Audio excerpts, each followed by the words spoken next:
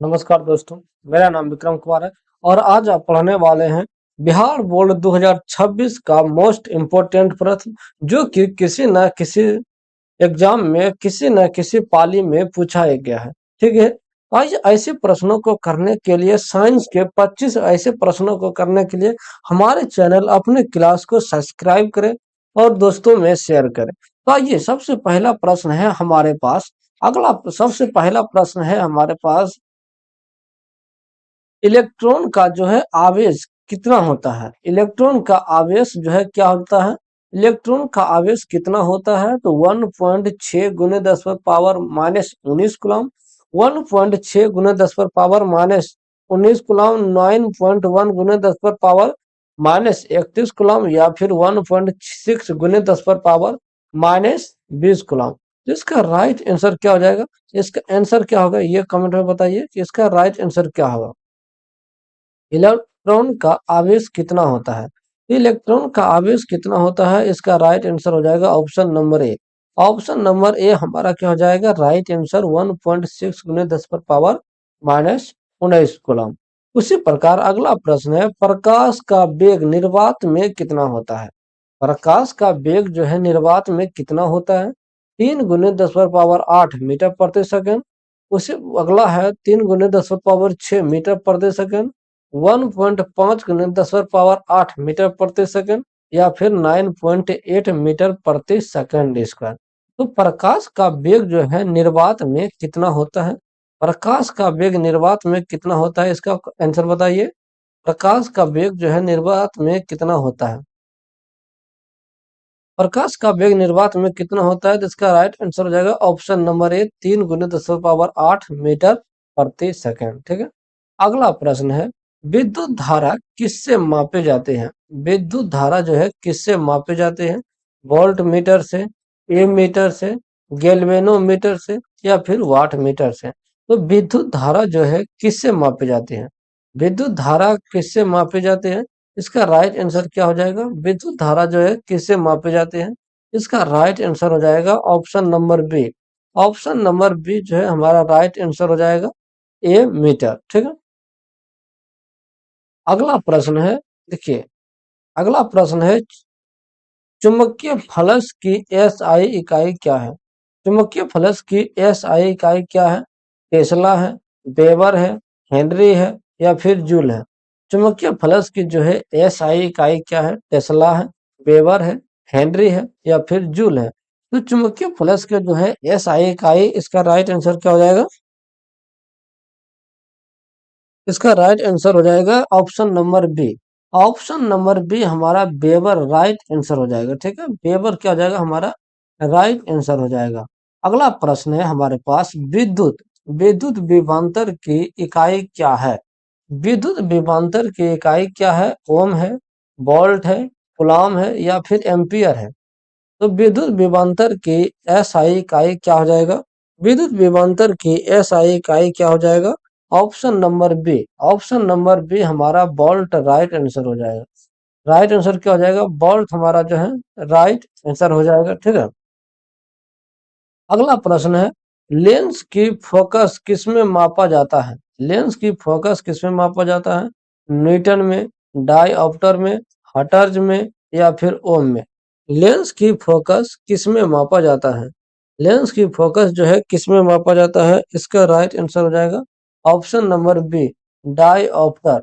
डायऑप्टर में जो है लेंस की फोकस मापा जाता है।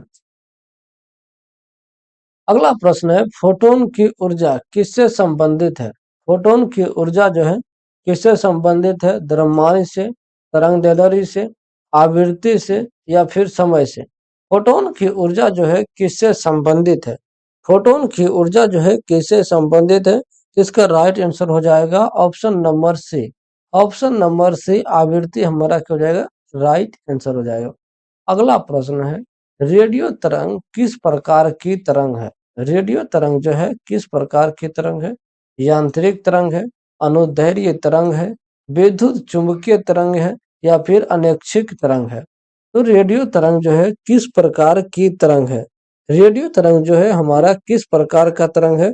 इसका राइट आंसर हो जाएगा option number C. Option number C विद्युत चुंबकीय तरंग। विद्युत चुंबकीय तरंग जो हो जाएगा हमारा राइट आंसर। अगला प्रश्न है, अगला प्रश्न है पीएच का मान 7 से कम होने पर विलयन कैसा होगा? सात का मान सॉरी पीएच का मान 7 से कम होने पर विलयन कैसा होगा? तो क्षारीय होगा, अम्लीय होगा, तटस्थ होगा या कोई नहीं होगा। तो पीएच का मान जो है 7 से कम होने पर कैसा होगा? तो इसका राइट आंसर क्या हो जाएगा? इसका राइट आंसर हो जाएगा option number B. Option number B यानी कि अम्लीय होगा। अम्लीय क्या होगा? हमारा राइट आंसर होगा। अगला प्रश्न है जल का विद्युत अपघटन कराने पर क्या प्राप्त होता है? जल का विद्युत अपघटन कराने पर क्या प्राप्त होता है? तो हाइड्रोजन और ऑक्सीजन, हाइड्रोजन और कार्बन, ऑक्सीजन और नाइट्रोजन या फिर नाइट्रोजन और हाइड्रोजन। जल का जो है विद्युत अपघटन कराने पर क्या प्राप्त होता है? जल का विद्युत अपघटन कराने पर क्या प्राप्त होता है? इसका राइट आंसर हो जाएगा हाइड्रोजन और ऑक्सीजन। ऑप्शन नंबर ए हमारा राइट आंसर हो जाएगा। ठीक है। अगला प्रश्न है हमारे पास 11वां नंबर। तो अभी तक ने आपने 10 क्वेश्चन देखा है। 10 क्वेश्चन में से आपने कितने क्वेश्चन का आंसर जो है सही जवाब दिए हैं, सही जवाब दिए हैं, ये कमेंट में बताइए। और चैनल को जो है सब्सक्राइब कीजिए, दोस्तों में शेयर कीजिए। आप लोग जो है सपोर्ट करें। ये छोटा चैनल है, लेकिन आप लोग के प्यार से ये बड़ा चैनल भी बन सकता है। ठीक है। आइए अगला प्रश्न है, कठोर जल में कौन सा तत्व उपस्थित रहता है? कठोर जल में जो है कौन सा तत्व उपस्थित रहता है? कैल्शियम और मैग्नीशियम, लोहा और कॉपर, जिंक और सोडियम, क्लोरीन और हाइड्रोजन। तो कठोर जल में कौन सा तत्व जो है उपस्थित रहता है? कठोर जल में कौन सा तत्व उपस्थित रहता है? तो कैल्शियम और मैग्नीशियम जो है कठोर जल में उपस्थित रहता है। ऑप्शन नंबर ए हमारा राइट आंसर हो जाएगा। ठीक है। अगला प्रश्न है हमारे पास, कार्बन की अधिकतम संयोजकता कितनी होती है? कार्बन की अधिकतम संयोजकता कितनी होती है? एक होती है, दो, तीन या फिर चार? कार्बन की अधिकतम संयोजकता जो है कितनी होती है? कार्बन की अधिकतम संयोजकता कितनी होती है? इसका राइट आंसर क्या हो जाएगा? इसका राइट आंसर हो जाएगा ऑप्शन नंबर डी। कार्बन की अधिकतम संयोजकता जो है 4 होता है। ठीक है। उसी प्रकार अगला प्रश्न है, बेकिंग सोडा का रासायनिक सूत्र क्या है? बेकिंग सोडा का जो है रासायनिक सूत्र क्या है? Na2CO3, Na2CO3, NaHCO3 या फिर NaOH,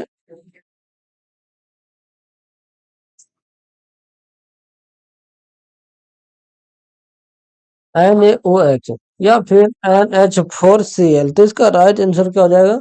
इसका राइट आंसर हो जाएगा हमारे पास ऑप्शन नंबर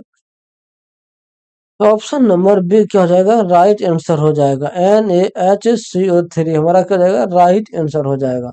उसी प्रकार अगला प्रश्न है, अमोनिया गैस किसकी अभिक्रिया से तैयार किया जाता है? अमोनिया गैस जो है किसकी अभिक्रिया से तैयार की जाती है? हाइबर प्रक्रिया से,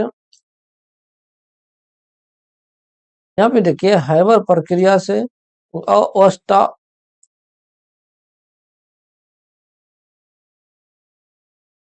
ओस्टवाल्ड प्रक्रिया से।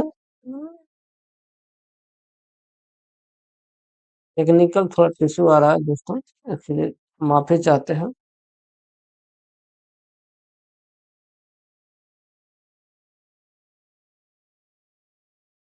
हाँ, तो ओस्टवाल्ड प्रक्रिया से या फिर वायर प्रक्रिया से या फिर संपर्क प्रक्रिया से। इसका राइट आंसर क्या हो जाएगा? ये क्वेश्चन नंबर 14 है। 14 का राइट आंसर क्या हो जाएगा? हैबर प्रक्रिया। क्या हो जाएगा हमारे पास? हैबर प्रक्रिया क्या होगा? राइट आंसर हो जाएगा। राइट आंसर क्या हो जाएगा? हाइबर प्रक्रिया हमारा राइट आंसर हो जाएगा। ठीक है। उसी प्रकार अगला प्रश्न है,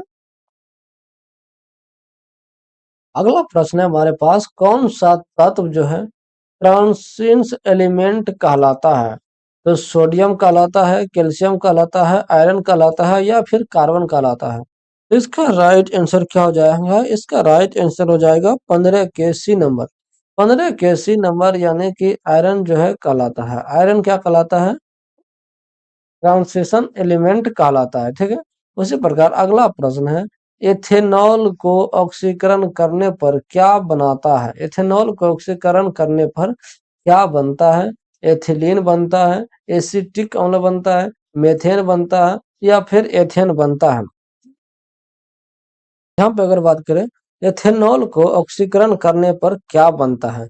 एथिलीन बनता है, एसिटिक अम्ल बनता है, मेथेन बनता है या फिर एथेन बनता है? तो 16 का राइट आंसर क्या हो जाएगा? 16 का राइट आंसर हो जाएगा option number B. Option number B जो है हमारा राइट आंसर हो जाएगा एसिटिक अम्ल। एसिटिक अम्ल क्या हो जाएगा? हमारा राइट आंसर हो जाएगा। ठीक है। उसी प्रकार अगला प्रश्न है, मानव शरीर की सबसे बड़ी ग्रंथि कौन सी है? पिट्यूटरी ग्रंथि, थायराइड ग्रंथि या लीवर या फिर पैनक्रियाज यानी कि अग्नाशय? तो मानव शरीर के सबसे बड़ी ग्रंथि कौन सी है? मानव शरीर का जो है सबसे बड़ी ग्रंथि कौन सी है? तो 17 का राइट आंसर क्या हो जाएगा? 17 का राइट आंसर हो जाएगा यकृत। यकृत हमारा राइट आंसर हो जाएगा। ठीक है। उसी प्रकार अगला प्रश्न है, डीएनए की खोज किसने की थी? डीएनए की खोज जो है किसने की थी? वाटसन और क्रिक ने, मेंडल ने, लुई पास्चर ने या रॉबर्ट हुक ने? डीएनए की खोज जो है किसने किया था? डीएनए की खोज किसने किया था? तो 18 का राइट आंसर क्या हो जाएगा? ऑप्शन नंबर ए, वाटसन और क्रिक जो है हमारा राइट आंसर हो जाएगा। ठीक। राइट आंसर क्या हो जाएगा? वाटसन और क्रिक। उसी प्रकार अगला प्रश्न है, इंसुलिन किस ग्रंथि से स्रावित होता है? थायराइड ग्रंथि से, पिट्यूटरी से, अग्नाशय से या फिर अधिवृक्क ग्रंथि से? इंसुलिन जो है किस ग्रंथि से स्रावित होता है? इसका राइट आंसर हो जाएगा option number C. Option number C यानी कि अग्नाशय से हमारा राइट आंसर हो जाएगा। ठीक है। अगला प्रश्न है, रक्त का जमाव किस कारण से होता है? रक्त का जमाव किस कारण से होता है? फाइब्रो फाइब्रोनोजेन, प्लाज्मा, आरबीसी या फिर डब्ल्यूबीसी? रक्त का जमाव जो है किस कारण से होता है? रक्त का जमाव जो है किस कारण से होता है? तो इसका राइट आंसर हो जाएगा ऑप्शन नंबर ए, फाइब्रोनिजन। फाइब्रोनिजन जो है हमारा राइट आंसर हो जाएगा। अगला प्रश्न है, मानव शरीर में ऑक्सीजन का परिवहन कौन करता है? मानव शरीर में ऑक्सीजन का परिवहन कौन करता है? आरबीसी, डब्ल्यूबीसी, प्लेटलेट्स या फिर प्लाज्मा? तो मानव शरीर में ऑक्सीजन का परिवहन कौन करता है? इसका राइट आंसर कौन हो जाएगा? इसका राइट आंसर हो जाएगा option number A, RBC. RBC क्या हो जाएगा? हमारा राइट आंसर हो जाएगा। अगला प्रश्न है, डीएनए और आरएनए किस प्रकार के यौगिक है?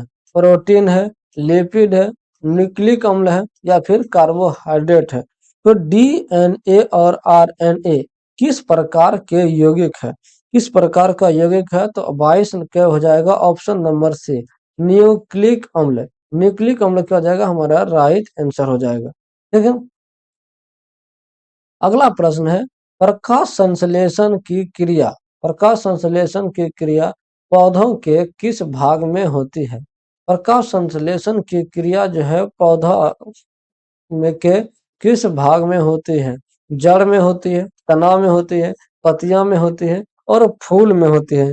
प्रकाश संश्लेषण की क्रिया जो है पौधों के किस भाग में होती है? तो इसका राइट आंसर हो जाएगा ऑप्शन नंबर बी, तना में होती है। अगला प्रश्न है, मानव शरीर का सामान्य तापमान कितना होता है? 96 degree Fahrenheit, 98.4 degree Fahrenheit, 90 degree Fahrenheit, 100 degree Fahrenheit? ये क्वेश्चन आपको होमवर्क रहेगा। ये क्वेश्चन क्या रहेगा? होमवर्क रहेगा। ये कमेंट बॉक्स में बताएं कि मानव शरीर का सामान्य तापमान कितना होता है। ठीक है। और ये भी कमेंट में जरूर बताएं कि आखिर आपने 24 से 25 प्रश्न में कितने प्रश्नों का सही जवाब दिए और कितने प्रश्न आपको नहीं पता था। ये कमेंट में जरूर बताइएगा। अगर आपको वीडियो पसंद आया है तो हमारे चैनल अपने क्लास को सब्सक्राइब करें, दोस्तों में शेयर करें। मिलते हैं अगले वीडियो में, जब तक के लिए धन्यवाद।